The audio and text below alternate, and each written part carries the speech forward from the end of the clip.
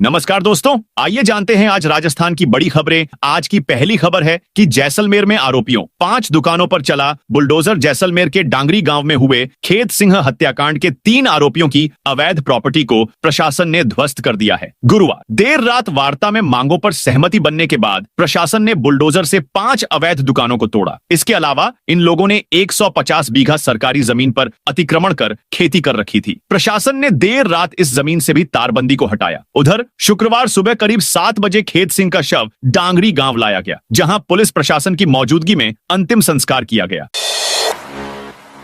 राजस्थान में 8 सितंबर को किसानों का महापड़ाव। राजस्थान के झालावाड़ जिले में 8 सितंबर 2025 को एक बड़ा किसान आंदोलन शुरू होने जा रहा है। भारतीय किसान संघ के बैनर तले करीब 50,000 किसान झालावाड़ के मिनी सचिवालय पर अनिश्चितकालीन महापड़ाव डालेंगे। किसानों की मांग है कि उनकी फसलों के लिए लागत के आधार पर लाभकारी मूल्य दिया जाए। कई सालों से अनसुनी हो रही इस मांग ने अब किसानों के सब्र का बांध तोड़ दिया है। आंदोलन का केंद्र झालावाड़ होगा। भारतीय किसान संघ के राष्ट्रीय अध्यक्ष के नेतृत्व में यह प्रदर्शन चलेगा और वे स्वयं आंदोलन समाप्त होने तक झालावाड़ में मौजूद रहेंगे।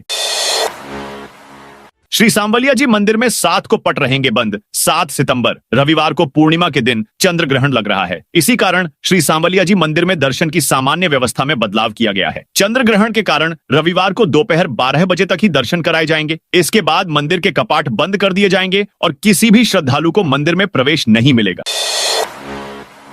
गिव अप अभियान। अब 31 अक्टूबर तक राज्य सरकार ने गिव अप अभियान की सफलता को देखते हुए इसकी अवधि 31 अक्टूबर 2025 तक बढ़ा दी है। जिला रसद अधिकारी दौसा मोहनलाल देव ने बताया कि गिव अप अभियान के तहत जिले में अब तक 67,415 सक्षम लाभार्थियों ने खाद्य सुरक्षा छोड़ी है तथा 716 अपात्र परिवारों को चिन्हित कर नोटिस भी जारी किए जा चुके हैं। साथ ही 26 जनवरी 2025 के बाद अब तक जिले में 1,58,294 नए पात्र लाभार्थी NFSA से जुड़े हैं।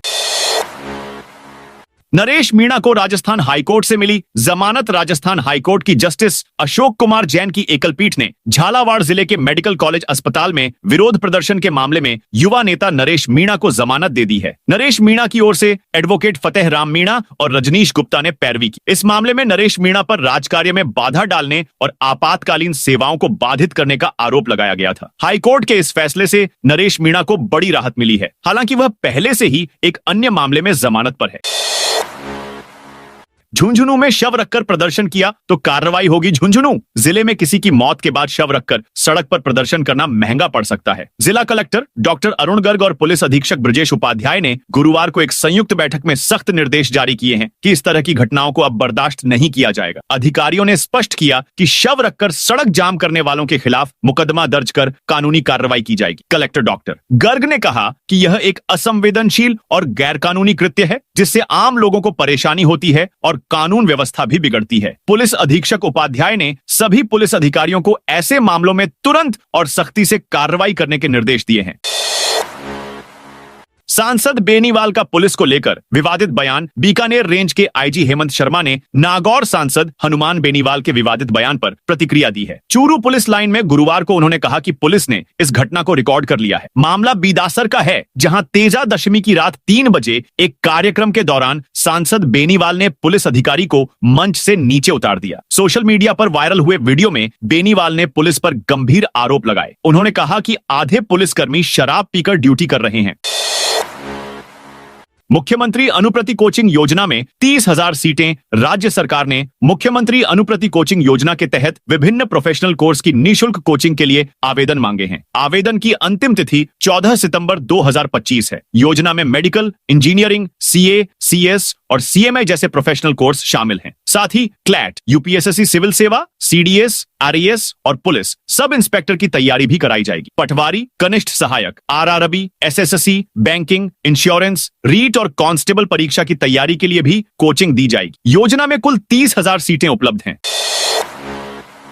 राजस्थान बोर्ड का सप्लीमेंट्री रिजल्ट घोषित। राजस्थान माध्यमिक शिक्षा बोर्ड RBSI ने सप्लीमेंट्री एग्जाम का रिजल्ट जारी कर दिया है। बोर्ड सचिव कैलाश चंद्र शर्मा ने बताया कि सेकेंडरी, सीनियर सेकेंडरी, प्रवेशिका एवं वरिष्ठ उपाध्याय परीक्षा का परिणाम जारी किया गया है। उन्होंने बताया कि सीनियर सेकेंडरी पूरक परीक्षा में 7,082 परीक्षार्थी पंजीकृत किए गए थे। इनमें से 5,218 परीक्षार्थी परीक्षा में उपस्थित रहे। इनमें 760 प्रथम श्रेणी, 2,400 527 द्वितीय श्रेणी, 605 तृतीय श्रेणी, कुल 3792 परीक्षार्थी उत्तीर्ण हुए। परीक्षा परिणाम 70.67% रहा। इसी तरह वरिष्ठ उपाध्याय पूरक परीक्षा में 59 परीक्षार्थी पंजीकृत किए गए। इनमें से 7 प्रथम श्रेणी, 35 द्वितीय श्रेणी तथा 6 तृतीय श्रेणी, कुल 44 परीक्षार्थी उत्तीर्ण हुए। परीक्षा परिणाम 90.57% रहा। राजस्थान की पहली सोने की खदान में नहीं होगी खुदाई। बांसवाड़ा जिले की भूकिया जगपुरा स्थित राजस्थान की पहली सोने की खदान की नीलामी पर अचानक ब्रेक लग गया है। खान विभाग ने विजेता कंपनी के दस्तावेजों में गड़बड़ी सामने आने के बाद यह नीलामी रद्द कर दी है। मई 2024 में हुई इस नीलामी का खुलासा अब जाकर हुआ है। राजस्थान जून 2024 में कर्नाटक, आंध्र प्रदेश और झारखंड के बाद चौथा राज्य बना था जिसे सोने की खदान का लाइसेंस मिला। इस नीलामी में 4 कंपनियों ने बोली लगाई थी, जिसमें Hirakud natural resources, Hindustan zinc, Ramgarh minerals and mining और रतलाम की Owais metal and mineral processing limited शामिल हैं। ट्रैक्टर चलाकर विधानसभा पहुंचे टीकाराम जूली। राजस्थान विधानसभा के मानसून सत्र के दौरान गुरुवार को नेता प्रतिपक्ष टीकाराम जूली के नेतृत्व में कांग्रेस विधायकों ने भारी बारिश से फसलों के नुकसान और मुआवजे की मांग को लेकर विधानसभा परिसर में जोरदार प्रदर्शन किया। इस दौरान टीकाराम जूली ट्रैक्टर चलाकर विधानसभा के वेस्टर्न गेट पर पहुंचे, लेकिन सुरक्षा कर्मियों ने ट्रैक्टर को अंदर प्रवेश करने से रोक दिया। इसके बाद कांग्रेस विधायक पैदल ही नारेबाजी करते हुए और खराब फसलों के साथ विधानसभा के प्रवेश द्वार तक पहुंचे, जहां उन्होंने सरकार के खिलाफ तीखा विरोध दर्ज कराया। राजस्थान में कैब कंपनी को लाइसेंस के लिए लाई जाएगी नीति। राजस्थान सरकार जल्द ही मोटर व्हीकल एग्रीगेटर नीति लाएगी। डिप्टी सीएम उप मुख्यमंत्री प्रेमचंद बैरवा ने बताया कि सड़क परिवहन एवं राजमार्ग मंत्रालय द्वारा हाल में जारी की गई मोटर व्हीकल एग्रीगेटर गाइडलाइन 2025 का अध्ययन किया जा रहा है। राजस्थान में जल्द ही यह पॉलिसी लाई जाएगी। उप मुख्यमंत्री ने बुधवार को प्रश्नकाल के दौरान पूरक प्रश्नों का उत्तर देते हुए विधानसभा में यह जानकारी दी। उन्होंने कहा कि यह नीति जारी होने के बाद एग्रीगेटर कैब कंपनियों के वाहनों के लिए अगल से किराया निर्धारित किया जा सकेगा।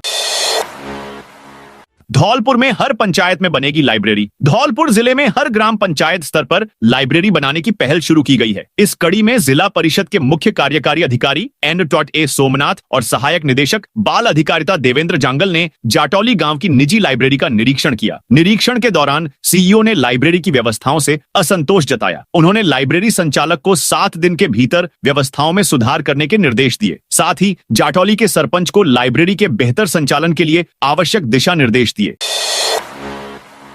बोराज तालाब की पाल टूटने के बाद लोगों में आक्रोश। बोराज तालाब की पाल टूटने से जल संकट अब आक्रोश में बदल गया है। गुरुवार देर रात पाल टूटने के बाद स्वास्तिक नगर पूरी तरह जलमग्न हो गया। शुक्रवार सुबह जब हालात और बिगड़े तो लोगों का गुस्सा फूट पड़ा। क्षेत्रवासियों ने सड़कों पर जाम लगाकर प्रशासन के खिलाफ नारेबाजी की। लोगों का कहना है कि उन्होंने लोन लेकर मकान बनाए थे, लेकिन अब घरों में 5 से 8 फीट तक पानी भर जाने से सब कुछ बर्बाद हो गया है। नाराज लोगों ने कहा, मकान तो डूब गए, अब बैंक का कर्ज कहां से चुकाएंगे।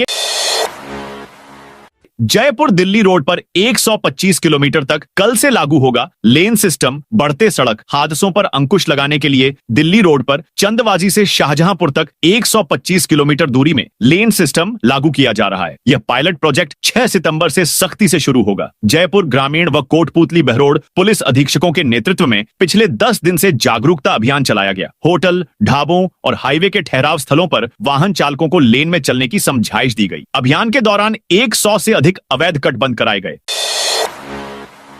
अब कैब में महिलाओं का सफर होगा। सुरक्षित महिलाओं और बालिकाओं के खिलाफ अपराधों पर अंकुश लगाने के लिए राजधानी जयपुर में पुलिस कमिश्नरेट ने नई कवायद शुरू की है। इसके तहत उनके सुरक्षित सफर के लिए शहर में चलने वाली कैब में डैश कैम लगाए जा रहे हैं। इससे न केवल महिलाओं को सफर के दौरान सुरक्षा मिलेगी, बल्कि किसी भी अनुचित घटना को रोकने और अपराधियों को पकड़ने में पुलिस को भी मदद मिलेगी। शुरुआत में 250 कैब में डैश कैम इंस्टॉल किया जाना तय किया गया है, जिसमें से अभी 60 में इसे लगाया जा चुका है। इसके बाद अन्य कैब में भी इसे इंस्टॉल किया जाएगा। कैब में लगने वाला डैश कैम को पुलिस के राजकॉप ऐप से जोड़ा जाएगा। अलवर धर्मांतरण मामले में चौंकाने वाला खुलासा। एमआईए थाना क्षेत्र के गोलेटा स्थित सैयद कॉलोनी में संचालित मिशनरी छात्रावास में धर्मांतरण मामले में पुलिस ने चौंकाने वाला खुलासा किया है। पुलिस अधीक्षक सुधीर चौधरी ने प्रेस वार्ता में बताया कि पकड़ा गया मुख्य आरोपी बौद्धर अमृत निवासी गुजरात धर्मांतरण के मामले में पूर्व में भी गिरफ्तार हो चुका है। दूसरा आरोपी सोहन सिंह 34 निवासी रामगढ़ का रहने वाला है। पुलिस अधीक्षक सुधीर चौधरी ने गुरुवार को प्रेस वार्ता में बताया कि मिशनरी छात्रावास का मैनेजमेंट व फाइनेंशियल व्यवस्था चेन्नई की friends missionary prayer band FMPB संस्था द्वारा की जा रही थी, जिसमें काम करने वाले सैल्वम निवासी तमिलनाडु, मलकीत सिंह निवासी बांधोली, सतीश निवासी गोविंदगढ़ व बोधर अमृत सहित 14 लोगों के खिलाफ सीकर में इसी साल अवैध धर्मांतरण का मामला दर्ज हुआ था। राजस्थान में महिलाओं को मिला बड़ा अधिकार। विधानसभा में गुरुवार को कांग्रेसी सदस्यों के भारी हंगामे और नारेबाजी के बीच 3 विधेयक करीब 33 मिनट में ही पारित हो गए। इन विधेयकों में कारखाना राजस्थान संशोधन विधेयक 2025, राजस्थान माल एवं सेवा कर द्वितीय संशोधन विधेयक 2025 और राजस्थान विनियोग संख्या 3 विधेयक 2025 शामिल है। कारखाना विधेयक महिलाओं का कारखाने में रात्रि पारी में भी छूट देने और काम के घंटे में बदलाव को लेकर प्रावधान किए गए हैं। मंत्री सुमित गोदारा ने कारखाना राजस्थान संशोधन विधेयक 2025 सदन के पटल पर रखा। उन्होंने कहा कि इसके जरिए श्रमिकों को फायदा होगा। श्रमिक संगठनों से बैठकों में सुझाव लिए गए थे। इससे प्रदेश में मैन्युफैक्चरिंग सेक्टर की मजबूती मिलेगी।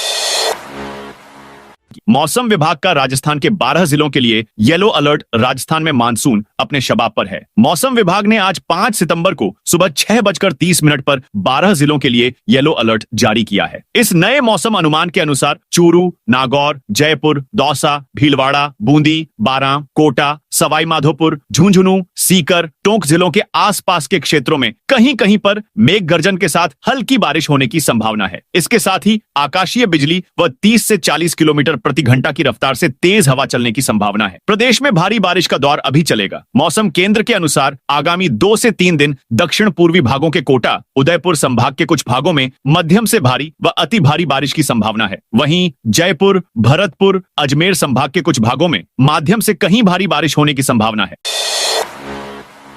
स्पीकर देवनानी के खिलाफ आएगा अविश्वास प्रस्ताव। डोटासरा ने किया बड़ा ऐलान। राजस्थान विधानसभा में कोचिंग रेगुलेशन बिल पर चर्चा के दौरान कांग्रेस विधायक राजेंद्र पारीक द्वारा पार्टी लाइन से हटकर बयान देने पर सियासी हंगामा मच गया है। इधर PCC चीफ गोविंद सिंह डोटासरा ने इस मुद्दे पर कड़ा रुख अपनाते हुए विधानसभा स्पीकर वासुदेव देवनानी के खिलाफ बजट सत्र में अविश्वास प्रस्ताव लाने की घोषणा की है। इसके साथ ही डोटासरा ने राजेंद्र पारीक के बयान को उनकी व्यक्तिगत राय करार देते हुए कहा कि नेता प्रतिपक्ष टीकाराम जूली के बयान के बाद पारीक को पार्टी लाइन से अलग नहीं बोलना चाहिए था। सीएम भजनलाल शर्मा ने दी बड़ी सौगात। राजस्थान के मुख्यमंत्री भजनलाल शर्मा ने प्रदेश की 12 कृषि उपज मंडी समितियों में विकास कार्य के लिए लगभग 43 करोड़ 87 लाख रुपए स्वीकृत किए हैं। सहकारिता व नागरिक उड्डयन मंत्री गौतम दत्त की मांग पर मुख्यमंत्री शर्मा ने बड़ी सादड़ी, सोजत सिटी, चौहटन, डीडवाना, जैतारण, डग, अजमेर, फल सब्जी, बालोतरा, केशो रायपाटन, हिंडौन सिटी, भगत की कोठी और अजमेर अनाज कृषि उपज मंडी समितियों में विभिन्न विकास कार्यों के लिए 43 करोड़ 87 लाख 13 हजार रुपए मंजूर किए हैं।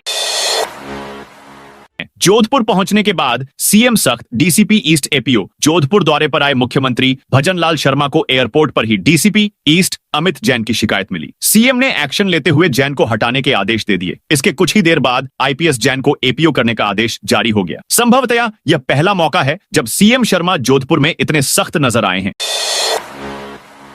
राज्य स्तरीय शिक्षक सम्मान समारोह में 75 शिक्षक होंगे सम्मानित। जयपुर के बिड़ला सभागार में आज शुक्रवार को राज्य स्तरीय शिक्षक सम्मान समारोह का आयोजन हो रहा है। इस समारोह में कुल 75 शिक्षकों को सम्मानित किया जाएगा। इनमें 66 शिक्षक 3 श्रेणियों से हैं। 9 शिक्षकों को उनके उल्लेखनीय कार्यों के लिए विशेष रूप से शामिल किया गया है। सम्मानित शिक्षकों को शॉल, प्रशस्ति पत्र और स्मृति चिन्ह प्रदान किए जाएंगे। कार्यक्रम में बतौर मुख्य अतिथि मुख्यमंत्री भजनलाल शर्मा मौजूद है। उच्च शिक्षा मंत्री और उप मुख्यमंत्री प्रेमचंद बैरवा बतौर विशिष्ट अतिथि मौजूद है। शिक्षा मंत्री मदन दिलावर कार्यक्रम की अध्यक्षता कर रहे हैं और शिक्षा सचिव कृष्ण कुणाल सहित विभाग के अधिकारी मौजूद हैं। कार्यक्रम की शुरुआत झालावाड़ में जर्जर स्कूल में हादसे के बाद 7 बच्चों के निधन के बाद आज कार्यक्रम की शुरुआत उन्हें मौन रखकर श्रद्धांजलि देकर की गई।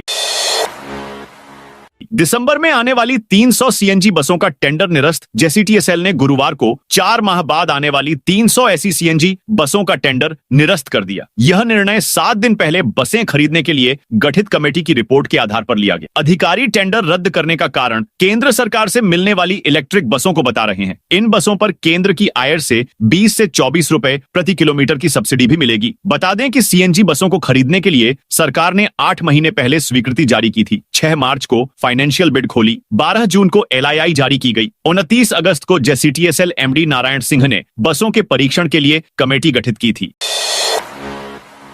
हेरिटेज निगम वार्ड 63 उपचुनाव। हेरिटेज निगम के वार्ड 63 के उपचुनाव में भाजपा को करारा झटका लगा है। कांग्रेस प्रत्याशी भानु सैनी ने निर्दलीय प्रत्याशी सीमा मीणा को 59 वोटों से हराकर जीत दर्ज की, जबकि भाजपा की ऋतु नंदवाना तीसरे नंबर पर रही। कांग्रेस प्रत्याशी को 1358, जबकि भाजपा प्रत्याशी को 1062 वोट मिले। भाजपा की बाकी सीमा मीणा बतौर निर्दलीय 1299 वोट लेकर दूसरे स्थान पर रही। सीमा ने भाजपा से टिकट मांगा था, लेकिन नहीं दिया तो निर्दलीय ताल ठोक दी। नतीजतन भाजपा के वोटों का बंटवारा हो गया। कांग्रेस को इसी का फायदा मिला। परिणाम आने के बाद यह चर्चा जोरों पर है कि हेरिटेज व ग्रेटर में भाजपा की मेयर होने के बावजूद शहरी वार्ड में भाजपा प्रत्याशी न केवल हारी बल्कि तीसरे नंबर पर रही।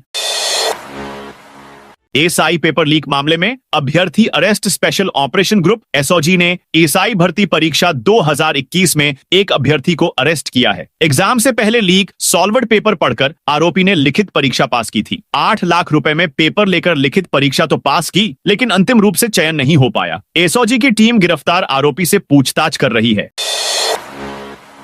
कृषि विभाग की योजनाओं में पारदर्शिता बनाए रखने पर जोर। चूरू में कृषि विभाग की विभागीय योजनाओं की समीक्षा बैठक आयोजित की गई। बैठक में संयुक्त निदेशक राजकुमार कुल्हेरी और सहायक निदेशक कुलदीप शर्मा ने अध्यक्षता की। जिले भर से कृषि अधिकारी, सहायक कृषि अधिकारी और कृषि पर्यवेक्षक शामिल हुए। सहायक निदेशक कुलदीप शर्मा ने प्रधानमंत्री फसल बीमा योजना के तहत फसल कटाई प्रयोग के लिए विशेष निर्देश जारी किए। खरीफ फसलों में अतिवृष्टि से हुए नुकसान का सर्वे समय पर पूरा करने के आदेश दिए गए। DBT योजनाओं से मिलने वाले अनुदान का भौतिक सत्यापन सुनिश्चित करने पर बल दिया गया। वरिष्ठ अध्यापक भर्ती परीक्षा की तैयारियां। पूरी राजस्थान लोक सेवा आयोग द्वारा आयोजित वरिष्ठ अध्यापक भर्ती परीक्षा की तैयारियों को लेकर 12 जिला परिषद में प्रशिक्षण कार्यक्रम आयोजित किया गया। परीक्षा 7 से 12 सितंबर तक 6 पारियों में होगी। नोडल अधिकारी और ADM दिवांशु शर्मा ने परीक्षा के दिशा निर्देश जारी किए। उन्होंने कहा कि परीक्षा केंद्रों पर इलेक्ट्रॉनिक डिवाइस का उपयोग प्रतिबंधित रहेगा। परीक्षार्थियों की तलाशी और ड्रेस कोड का कड़ाई से पालन किया जाएगा। केंद्राधीक्षकों को निर्देश दिए गए कि वे आयोग के दिशा निर्देशों का पालन करें। परीक्षा केंद्रों पर किसी अन्य गतिविधि की अनुमति नहीं होगी। प्रशिक्षण में ADO हरिमोहन गालव और राजेंद्र मेहता ने परीक्षा संचालन की जानकारी दी।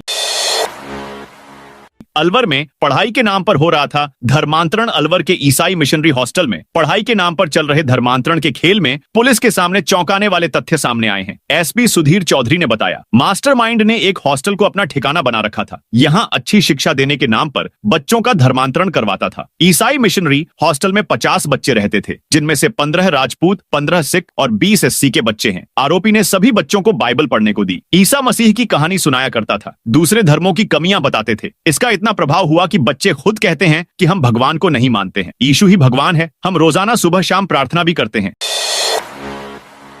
कैमरी में सामुदायिक स्वास्थ्य केंद्र का भवन गिरा। करौली के नादौती उपखंड के कैमरी स्थित जगदीश धाम परिसर में स्थित सामुदायिक स्वास्थ्य केंद्र का जर्जर भवन गुरुवार सुबह अचानक ढह गया। भवन के भीतर उस समय कोई नहीं था, इसलिए कोई जनहानि नहीं हुई। यह घटना वहां लगे CCTV कैमरे में कैद हो गई। स्वास्थ्य केंद्र में रोजाना 300 से अधिक मरीज OPD में आते हैं। भवन के गिरने से मरीजों और स्थानीय लोगों को परेशानी का सामना करना पड़ रहा है। जगदीश मंदिर ट्रस्ट के अध्यक्ष घनश्याम खटाना ने उच्च अधिकारियों से स्वास्थ्य केंद्र परिसर में मौजूद अन्य जर्जर भवनों का पुनर्निर्माण कराने की मांग की है। उन्होंने कहा कि इससे भविष्य में दुर्घटनाओं को रोका जा सकेगा। तो दोस्तों, यह थी आज राजस्थान की बड़ी खबरें। आप इस वीडियो को कौन से जिले से देख रहे हैं, उस जिले का नाम जरूर बताइए।